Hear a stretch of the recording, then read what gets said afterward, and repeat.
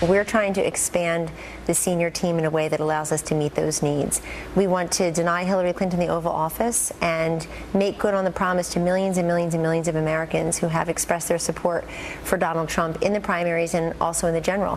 Some are calling it a shakeup, and it really is not. It doesn't feel that way. So that's the new campaign manager on our program yesterday, Kellyanne Conway. By the way, Trump is in North Carolina today, then Michigan tomorrow.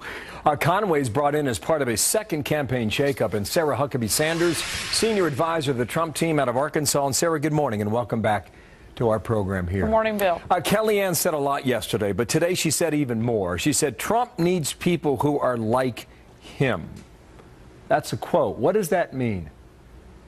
Well, I think it means people that understand the power of the outsider message that helped Donald Trump become the Republican nominee. The big reason he won and beat out 16 other candidates in this process was because he was this ultimate outsider that could show a true contrast to Hillary Clinton as the ultimate Washington insider. That's the reason he's the nominee, and that's the reason I think he's going to be the next president. And Kellyanne, Steve Bannon, and all the others around him really understand the power of that message and are going to help him continue pushing it over the next 80-plus days. Okay, then Wall Street Journal this morning writes about him being more in his own image. How would you define that when you reflect on the past 12 months? Is that a change or is that more of the same? Look, I think since day one, Donald Trump has always been himself, and he's always been the leader of his campaign, and one of the reasons it's been so successful.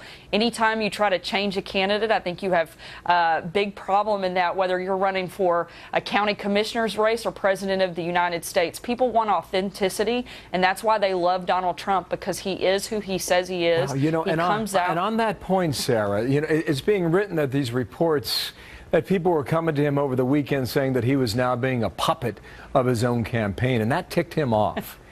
Is that true? Look, I don't think Donald Trump has ever been a puppet to anybody. I don't care who you are. He's one of the toughest guys I know, and certainly somebody who doesn't allow anybody to come in and push him around and tell him what to do. You know, in my experience in this campaign, I haven't noticed that. But what I do know is that Donald Trump is the only shakeup. I keep hearing that term used a lot, and the big shakeup I think is coming is the one that Donald Trump's going to bring to Washington, and that's the only one I know about, certainly not from inside the campaign. So then the reports about being a puppet and him being angry about that, are you saying that's false? I'm saying that him being actually being a puppet is false. Now, whether or not people said that about him or to him, I don't know. But the part of that actually being true is what I know to be false. All right, two more things then quickly on the campaign. Conway said yesterday that more policy speeches are en route. When? You know, look, we've only got 80 days to go, so I think we're going to see quite a few over the next several weeks. Donald Trump gave a great speech over the last couple of weeks, one on the economy, one on the danger and the threat of ISIS and how he plans to deal with that. And I think we're going to continue seeing big speeches like that as we move forward.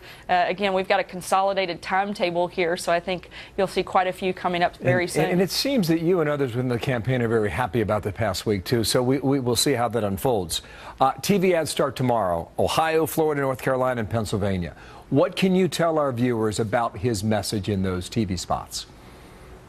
Again, I think you're going to see that true contrast between Hillary Clinton and Donald Trump. Donald Trump as the ultimate outsider. Look, 70% of Americans say that they want change in this election, and the only person in this race that can bring any change is Donald Trump, and he certainly has shown that he's a huge disruptor in this process, will continue to be, and he's the only one that's got the freedom to go into Washington and do that. Hillary Clinton was bought and paid for by Washington and Wall Street. She has no ability to come in and make any changes. She's been part of the problem, and Donald Trump's going to be able to do that, and I think you're going to see that a lot in these next TV ads. Maybe we'll get a preview of the ads later today. Thank you, Sarah.